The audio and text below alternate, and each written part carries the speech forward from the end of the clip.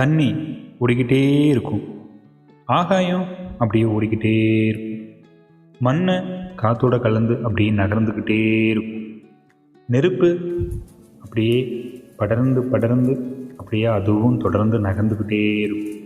So இது எல்லாத்தையும் இயக்கிறது என்னமோ காற்று தான். இந்த காற்று பார்த்திங்கன்னா கூடையே இருந்து தொடர்ந்து அப்படியே எல்லாத்தையுமே இயக்கி இயக்கி காற்று இல்லாமல் இந்த பஞ்சபூதத்தில் நாலுமே இயங்காது அப்படிங்கிற போல தான். ஸோ கிட்டத்தட்ட லைஃப்பும் பாருங்களேன், இதில் இருக்க எந்த ஒரு விஷயம் நகராமல் விட்டுருச்சு அப்படின்னா கண்டிப்பாக அது லைஃப்பில் வேஸ்ட்டு தான்.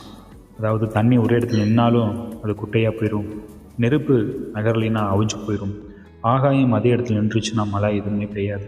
ஸோ இப்படிலாம் நிறையா சொல்லிகிட்டே போகலாம். ஸோ அப்படிலாம் பார்க்கும்போது வாழ்க்கை நமக்கும் அப்படி தான், அப்படியே நகர்ந்துக்கிட்டே போகிறோம்.